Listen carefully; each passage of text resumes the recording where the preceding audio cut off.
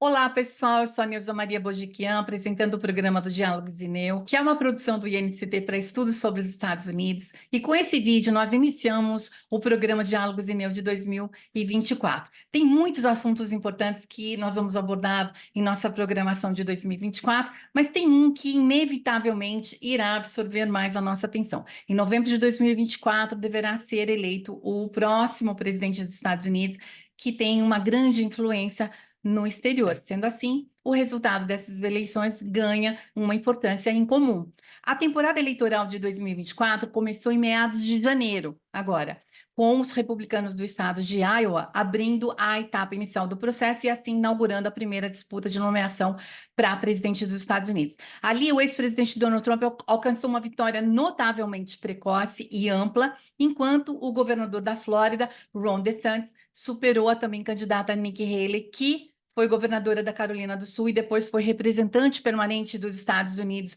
na ONU. Depois, nas vésperas das primárias do estado de New Hampshire, o governador DeSantis desistiu da corrida presidencial e Nikki Haley, que era a favorita na disputa ali naquele estado, né, New Hampshire, perdeu novamente para Trump, que, a despeito do envolvimento em inúmeros casos judiciais, confirmou a sua vantagem para vencer as disputas internas do Partido Republicano para ser, então, o candidato da sigla.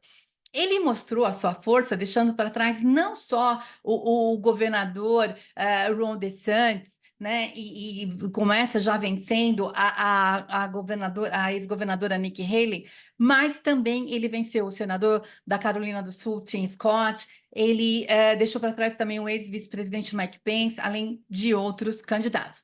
Por outro lado, os candidatos do lado do Partido Democrata decidiram fazer um caucus em Iowa, mas não exatamente para escolher o candidato a presidente do partido, mas sim para discutir outras pautas.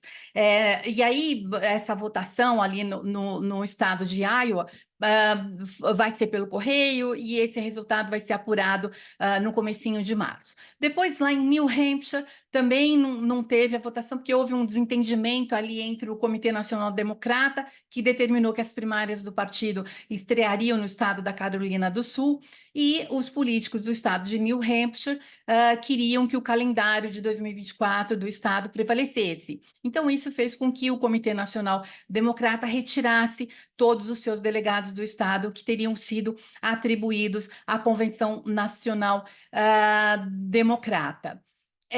Bem, mas o que significa mesmo esse negócio de concorrer nessa etapa prévia que envolve as primárias e os caucus, né? Na verdade, elas são precursoras da disputa geral e ajudam a determinar que candidatos serão nomeados pelos partidos para disputar a presidência em novembro.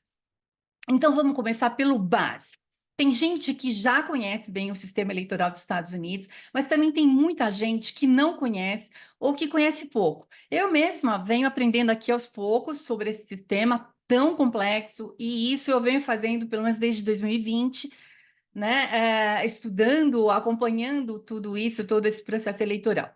Então, vamos tentar enfatizar aqui os aspectos principais do sistema eleitoral para a presidência lá nos Estados Unidos, para a gente depois voltar aqui a falar do andamento do processo como um todo e de outros tópicos que são centrais nessa disputa, né, mas que também estão aí na pauta da política internacional.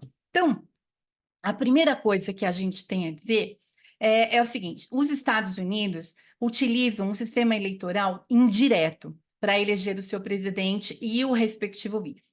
Isso quer dizer que o voto popular não determina diretamente o vencedor ao ocupar a Casa Branca. Em vez disso, o sistema do colégio eleitoral é que desempenha um papel crucial no processo. Esse sistema tem sido objeto de discussão, de debates, com alguns que defendem uma reforma e uma abolição a favor do voto popular direto, mas isso não avança e a gente não vê nenhuma mudança. E uma outra coisa que eu gostaria de chamar a atenção é que o voto nos Estados Unidos não é obrigatório e tampouco existe um sistema unificado. Notem que isso é diferente do nosso sistema eleitoral, né? Aqui no Brasil, as eleições são reguladas pelo Tribunal Superior Eleitoral, né? E lá nos Estados Unidos não é bem assim. Nos Estados Unidos, a Constituição de 1787 estabeleceu autonomia dos estados. Então, sendo assim, cada um dos 50 estados decide como escolherá seus delegados, se os eleitores devem ser filiados, por exemplo, ou não, né, pode ser que não seja filiado a nenhum partido, também decide outras regras, como, por exemplo, qual a metodologia que será usada para computar os votos e quais candidatos apareceriam nas cédulas de votação, né? E a gente lembra que em dezembro passado, a Suprema Corte do Estado do Colorado barrou o ex-presidente Donald Trump de participar das primárias por lá, sob a justificativa de que ele teria cometido insurreição, ferindo com isso uma das regras da 14ª emenda da Constituição do país. E depois foi a vez do estado do Maine, cuja secretária de Estado, que é a principal autoridade eleitoral naquele estado, chegou a uma conclusão parecida, né? E determinou que Trump está constitucionalmente impedido de exercer o cargo. Claro que todas essas decisões estão sendo contestadas por Trump e seus advogados perante a Suprema Corte.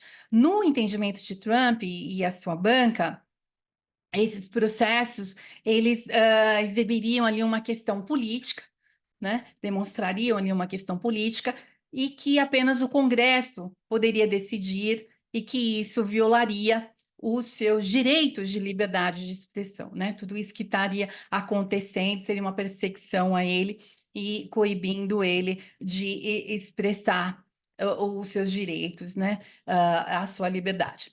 Então, eu pretendo aqui nesse vídeo passar com vocês as fases do processo eleitoral lá nos Estados Unidos. E aí, a gente começa pelo primeiro passo. Então, vamos chamar de fases ou passos, né? Então, primeira fase, o primeiro passo.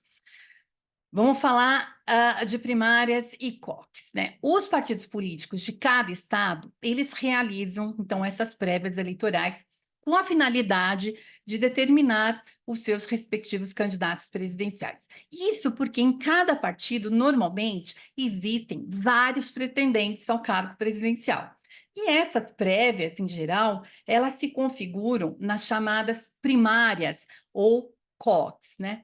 Bem, nessa etapa, que nesse ano vai de 15 de janeiro a 8 de junho, são escolhidos os chamados delegados partidários, que são indivíduos como membros ativos do partido, líderes partidários, cidadãos comuns, que irão representar o seu estado ou território na Convenção Nacional de Nomeação do Candidato Oficial do seu partido. E os mecanismos de escolha e as suas regras, elas variam de estado para estado. Lembra, a gente falou, a Constituição deu autonomia para os estados. Então, esses mecanismos de escolhas, eles são definidos por cada estado. Alguns deles determinam primárias abertas, outros semi-abertas, outros fechadas, outros semi-fechadas, fechadas modificadas. Então, todas essas são tipos de primárias. Muito bem, esses são os tipos das chamadas primárias. Agora, também há um outro tipo, uma outra dinâmica, que é chamada de caucus, em que as pessoas se reúnem em diferentes espaços, que podem ser residências, escolas, bibliotecas, igrejas, enfim, em outras localidades, né, públicas também. E para fazer o que nessa dinâmica, né, nessas reuniões? Para discutir quem seria o melhor pré-candidato para defender as suas ideias. Então, e aí, com isso, eles fazendo essa discussão, eles escolhem delegados de bairro que se alinham com o pré-candidato de sua preferência, né? E esses delegados de bairro, eles se reúnem posteriormente com os seus colegas escolhidos em outros bairros e escolhem, por sua vez, delegados municipais que se alinham com este ou com aquele pré-candidato. E aí, esses delegados municipais se reúnem posteriormente com os seus colegas escolhidos em outros municípios. E aí, para juntos escolherem delegados distritais. Por fim, esses delegados distritais se reúnem com seus colegas de outros distritos e que escolhem delegados estaduais que vão representar os eleitores na convenção nacional do respectivo partido. Números de delegados em cada partido, né? Eu fui atrás dessa informação, mas quantos delegados que vão participar dessas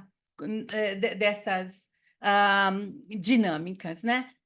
Desse processo? Bem, o número de delegados atribuídos a cada partido nas prévias é determinado pelas regras e procedimentos estabelecidos pelos respectivos partidos políticos. E como eu já falei lá na introdução, essas regras podem variar de acordo com o Estado e podem estar sujeitas a alterações de um ciclo eleitoral para o outro. Então, isso não é fixo, né? Então, ela vai mudando de acordo com ali as circunstâncias, e, enfim, isso. O importante a colocar aqui é que isso não é fixo. Então, isso muda, pode mudar de um ciclo eleitoral para o outro. No caso do Partido Democrata, então, o número de delegados atribuídos a cada estado baseia-se numa fórmula que tem em conta fatores como a população do estado, a força do Partido Democrata naquele estado, né? E o histórico de votação nas eleições presidenciais democratas, né? E nas eleições de 2024, há uma estimativa de que esse número seja de 4.532 delegados democratas, sendo que desses, 3.788 serão delegados comprometidos, são chamados delegados comprometidos. A gente vai falar do que se trata isso. E 744 são delegados automáticos, que também são conhecidos como superdelegados, né? Lembrando que, né, os delegados comprometidos, eles são eleitos ou escolhidos em nível estadual ou distrital. E aí, por que eles chamam comprometidos? Porque tem um entendimento de que eles apoiarão um determinado candidato na convenção. Então, eles foram escolhidos para, né, eleger aquele candidato, escolher aquele candidato, né? Que foi feito todas aquelas dinâmicas e nas votações das próprias primárias, né? E os superdelegados não são comprometidos com qualquer candidato presidencial específico, né? Então, tem essa figura, eles vão ter um papel ali, a gente depois vai desenvolvendo esse assunto, vocês vão entendendo melhor como é que funciona isso. E no caso do Partido Republicano, o número de delegados atribuídos a cada estado é também determinado por fatores como a população e o histórico de votações anteriores, né?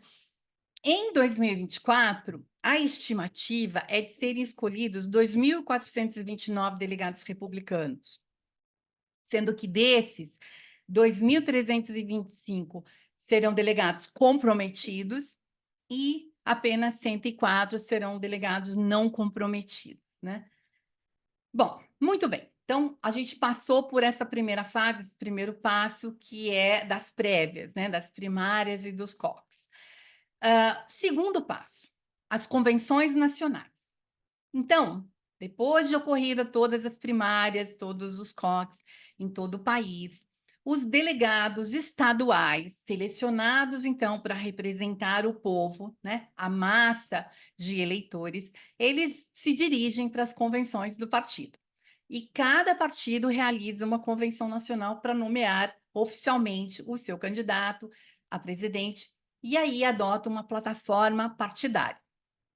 No caso do Partido Republicano, o candidato presidencial para 2024 será selecionado pelos delegados da Convenção Nacional Republicana, que será realizada de 15 a 18 de julho de 2024.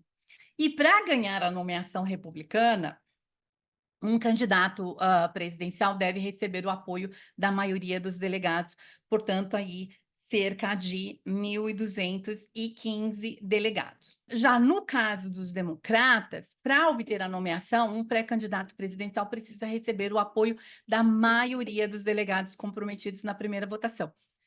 Aí vai dar cerca de 1.895 delegados comprometidos. Se a convenção for contestada, e se tiver que haver ali uma segunda votação ou mais, os superdelegados, eles poderão votar. E um candidato deverá, então, receber o apoio da maioria de todos os delegados ali que compõem essa bancada, né? Então, a gente estaria falando de 2.258 votos. Muito bem. O candidato presidencial escolhido, então, nomeia um companheiro ou uma companheira de chapa para ser o candidato ou a candidata a vice-presidente. E a partir desse momento, o processo eleitoral muda de fase novamente.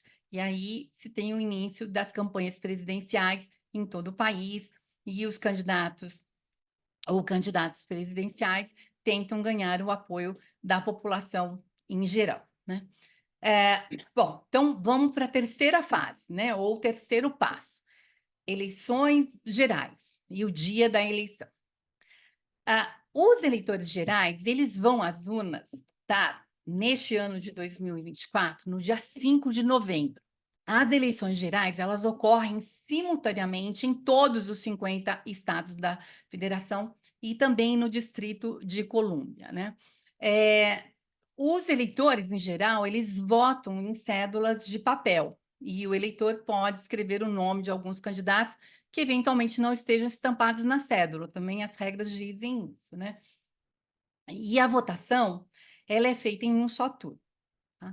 Também isso é uma outra coisa que é diferente do nosso aqui. Isso tem a ver porque o processo é longo, com as primárias, então isso acabou sendo definido, mas enfim, também não vamos discutir aqui as causas disso. Mas lembrem-se que no sistema eleitoral presidencial dos Estados Unidos, em vez do voto popular nacional determinar o resultado da eleição, o presidente dos Estados Unidos é determinado pelos votos emitidos no colégio eleitoral. Já já a gente vai falar dele especificamente, tá? Mas, por enquanto, vamos seguir aqui. Então, ao votar em um candidato presidencial, a população de cada estado, na verdade, não está votando no presidente. Ela está, assim, sinalizando ao seu estado em qual candidato deseja que os respectivos representantes, ou seja, os delegados do colégio eleitoral, votem lá no dia determinado. Tá? Então, os estados utilizam os resultados das eleições gerais para compor uma lista de delegados do colégio eleitoral. Tá? Esses delegados são comprometidos com os respectivos candidatos presidenciais e vices, né? E a Constituição dos Estados Unidos, ela não exige que os estados realizem votação popular, mas, historicamente, desde 1880, os delegados do colégio eleitoral em todos os estados foram escolhidos com base em eleições gerais. Tá? Essa identificação aí do que a população deseja, qual candidato que ela deseja ver ali na presidência, e aí esses representantes ou esses delegados do colégio eleitoral estariam alinhados com essa vontade da população. E aí, alguns dias antes da reunião dos delegados do colégio eleitoral, que tem também lá um cálculo de pelo menos 6 dias antes da reunião, né?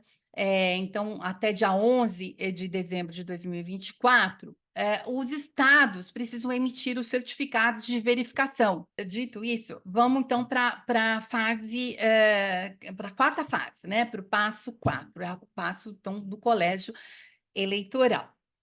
A reunião dos delegados do colégio eleitoral, ela realiza-se nas respectivas capitais em um dia determinado, que dia é esse, né? Mais uma vez tem uma determinação aí. É a primeira terça-feira após a segunda quarta-feira de dezembro, após as eleições gerais, né? Então, após o 5 de novembro desse ano. Então, nessa reunião, que vai cair no dia 17 de dezembro de 2024, os delegados do Colégio Eleitoral oficialmente votam para presidente e vice-presidente em escrutínios separados. Tá? E eles ali registram os seus votos em 6 certificados de voto, que então são juntados, né, que são anexados, são emparelhados com os tais 6 certificados de verificação emitidos pelos estados, né? E os delegados do Colégio Eleitoral assinam, selam e certificam 6 conjuntos de votos eleitorais. Né? Então, são pacotinhos, são envelopes, os quais se compõem de um certificado de verificação e um certificado de voto. Tá? Então, esse é um documento extremamente importante que precisa ser emitido, né? E que vai para o Congresso. Muito bem. E quantos delegados compõem o colégio eleitoral? Né? As pessoas falam um número, a gente então tem que explicar que número é esse. Esse colégio eleitoral ele é formado por 538 delegados, que correspondem ao número total de senadores, que são 100 lá nos Estados Unidos, né? 2 por estado, e os representantes da Câmara, que são 435, né? Então, equivalente ao número de representantes da Câmara no Congresso. E mais 3 delegados que são atribuídos ao Distrito de Colômbia, tá? Então, esse número, somando tudo, vai dar 538. E para ganhar a presidência, um candidato deve obter uma maioria simples, portanto, de 270 votos, tá? No colégio eleitoral. Então, o número de delegados do colégio eleitoral em cada um dos 50 estados corresponde ao tamanho da sua delegação parlamentar. E um ponto importante que a gente deve também destacar é que após o censo de 2020, houve uma alteração. Vocês notem aí que 13 estados ganharam ou perderam votos eleitorais. O Texas ganhou 2, tá? O Colorado, a Flórida, Montana, Carolina do Norte e Oregon ganharam 1 cada. E a Califórnia, Illinois, Michigan, Nova York, Ohio, Pensilvânia e Virgínia Ocidental perderam 1 cada. Então, por exemplo, Ohio, que é um conhecido estado de batalha, que também eles usam o termo estado indeciso, ou estado pêndulo, ou swing states, né, no termo em inglês, que são, né, o próprio nome diz, estados de batalha, estados indecisos, então ele não segue uma orientação ali tradicional, né, mais previsível de escolha de candidatos. Então, por isso que eles são chamados de estados de batalha. Então, Ohio é um desses estados. A gente vai falar dele de novo daqui a pouquinho. Ele ficou com 15 congressistas na Câmara e 2 senadores. Então, 17. Então, isso dá para ele 17 delegados no colégio eleitoral. E o Distrito de Colômbia, embora não tenha representação no Senado, na Câmara, né, a gente já falou, foi contemplado com 3 delegados no colégio eleitoral. E isso daí é uma determinação já histórica também, é de 1961, né? Muito bem, essa distribuição do número de votos no colégio eleitoral, ela, então, vai permanecer até a eleição de 2028, porque a distribuição será realizada novamente após o censo de 2030. Então, ela só vai mudar, né, em 2030, então, depois disso, teria uma nova composição aí pode ter uma nova composição aí desse colégio eleitoral. Então, novamente, enfatizamos que as regras variam, né? E a gente pode notar que, embora não exista nenhuma determinação constitucional ou lei federal que exija que se vote de acordo com os resultados eleitorais nos respectivos estados, os delegados do colégio eleitoral normalmente votam no vencedor do voto popular do seu estado, né? Alguns estados têm regras que permitem, inclusive, a desqualificação e a substituição de um delegado do colégio eleitoral, cujo voto eventualmente se desvie do voto popular do Estado, né? E aí, a gente tem uma coisa que é muito interessante de destacar, que é o chamado sistema do vencedor leva tudo. Esse sistema, ele é usado na maioria dos estados, mas é muito controverso, então isso daí está em discussão também, já passou por discussão, mas por enquanto é assim que funciona. Esse sistema determina que o candidato que ganha o voto popular num estado, ele receba todos os votos do colégio eleitoral.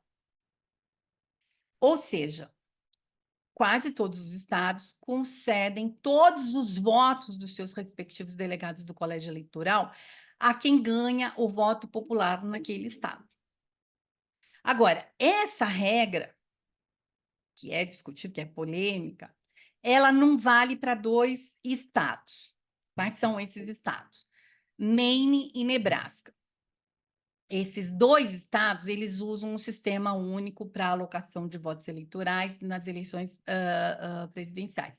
É conhecido como o método de distrito congressional ou método Maine-Nebraska. Então, é muito particular desses 2 estados, né? Então, eles, em vez de utilizar uma abordagem que o vencedor leva tudo, como faz a maioria dos estados, Maine e Nebraska atribuem os seus votos eleitorais de um modo que combina o resultado do voto popular no estado, né, no respectivo estado, com o resultado do voto popular nos distritos congressuais que lhes correspondem, né? Então, analisando o caso na prática, então vamos lá. O Maine, ele tem um total de 4 votos eleitorais. Então, 2 desses votos eleitorais são atribuídos ao vencedor estadual do voto popular. E os outros 2 votos eleitorais são distribuídos com base no resultado do voto popular em cada um dos 2 distritos eleitorais do Maine. E Nebraska, que tem 5 votos eleitorais, ali se atribui, então, 2 votos eleitorais ao vencedor estadual do voto popular.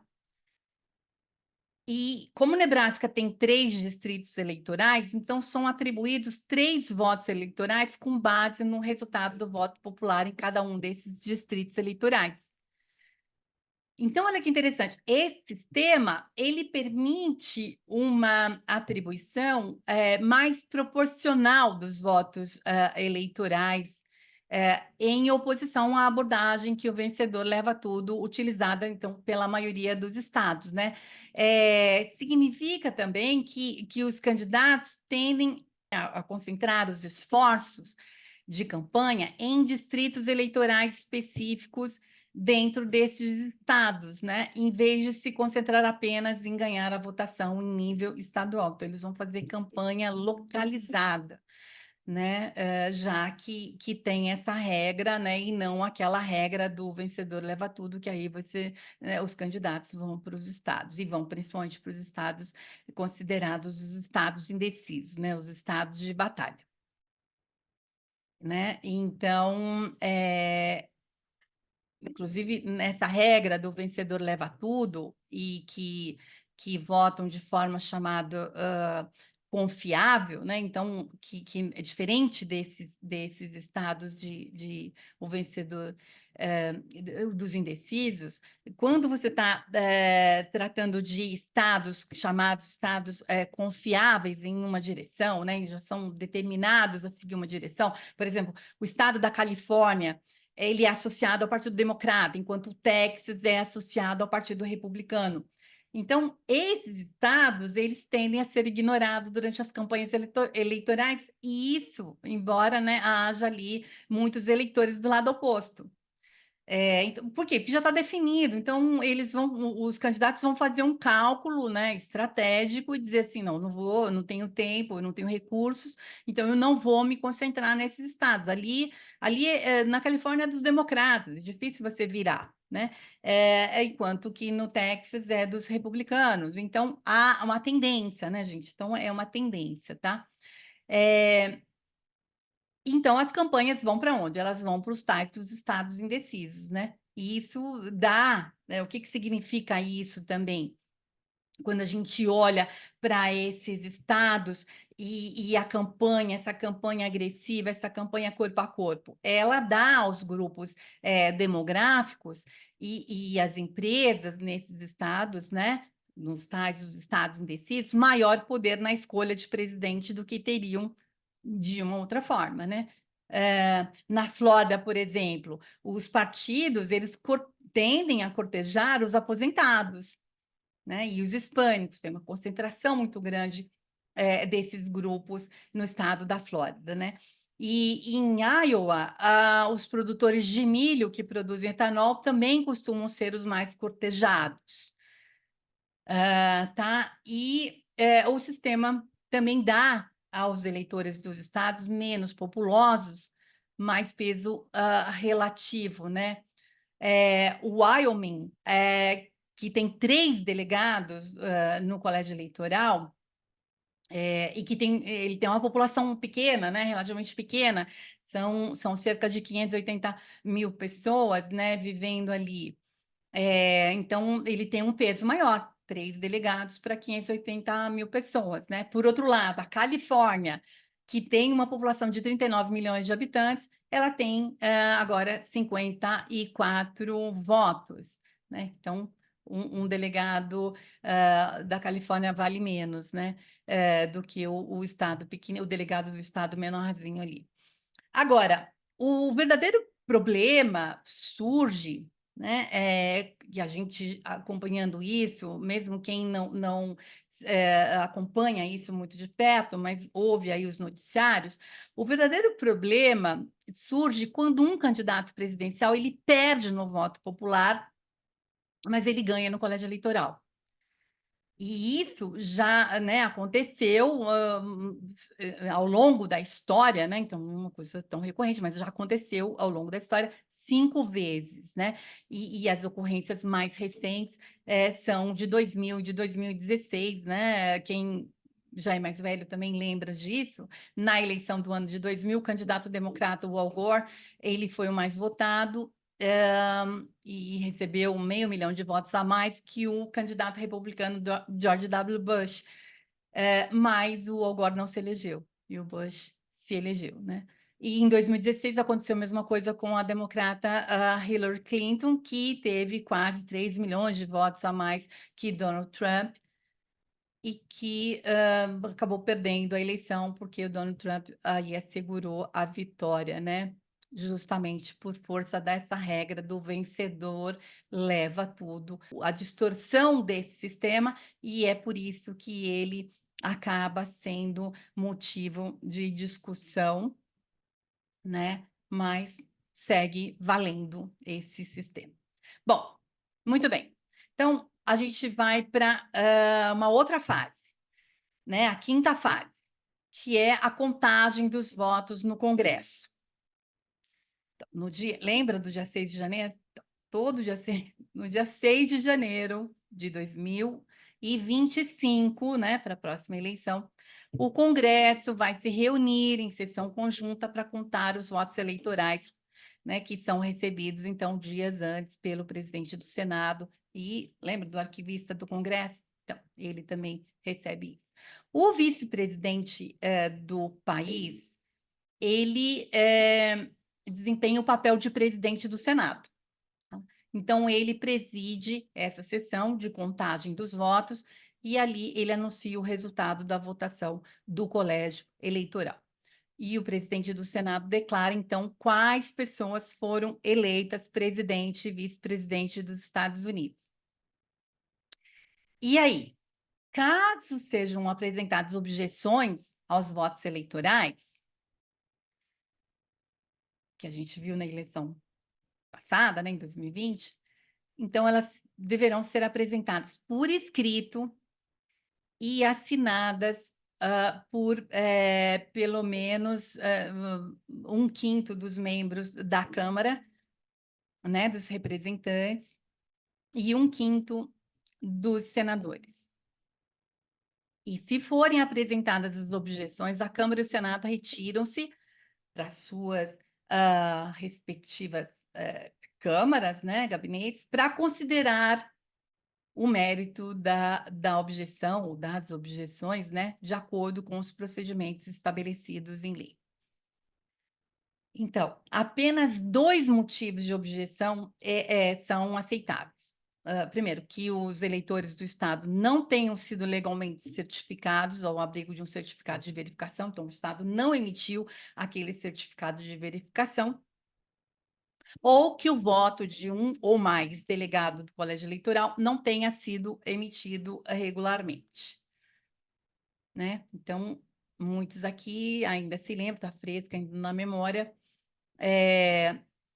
mesmo depois de uma multidão de apoiantes do então presidente Donald Trump ter invadido a entrada e entrado, né, não só entraram no Capitólio no dia 6 de janeiro de 2021, mesmo assim um punhado de senadores republicanos e representantes, né, da Câmara mantiveram a sua decisão de votar contra a certificação dos resultados das eleições presidenciais, né, nos estados. Bom, muito bem. E se, por acaso, nenhum candidato presidencial obtiver ali pelo menos 270 votos eleitorais, né? A Câmara dos Representantes, então, com base lá na Constituição, né, na 12ª emenda constitucional, ela decide a eleição presidencial. Então, a Câmara deverá eleger o presidente por maioria de votos, né, cabendo a cada estado um voto. E aí, nesse caso, o Distrito de Colômbia não vota porque não tem membros na Câmara dos Representantes, né? E o candidato a vice-presidente será eleito pelo Senado também por maioria de votos. E aí, a gente chega na sexta fase, ou no sexto passo, né? No dia 20 de janeiro de 2025, ao meio-dia, o presidente e o vice-presidente, né? Então, o presidente ou a vice-presidente, né? Eleitos, eles prestam juramento e tornam-se presidente e vice-presidente, respectivamente, do país. E marcam nesse dia, então, o início oficial do mandato quadrienal. Gente, é isso.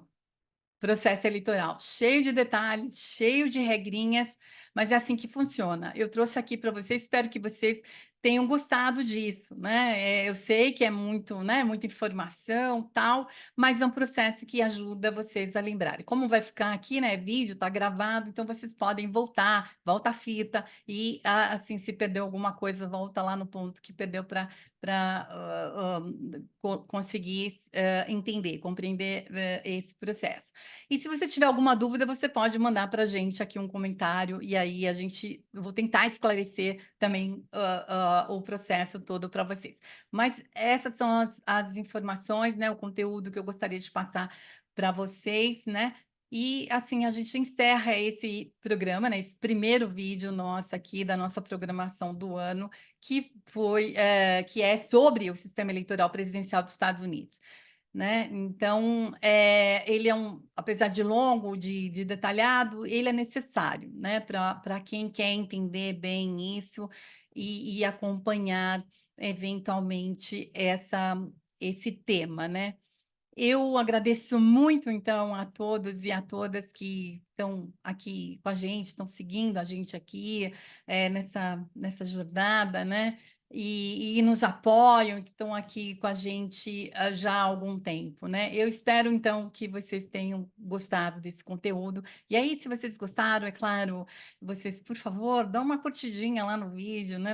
Aqui, né, no nosso vídeo, né? E compartilhe esse vídeo e continue aqui com a gente, tá bom? É isso. Tchau, e a gente se vê em breve, tá bom?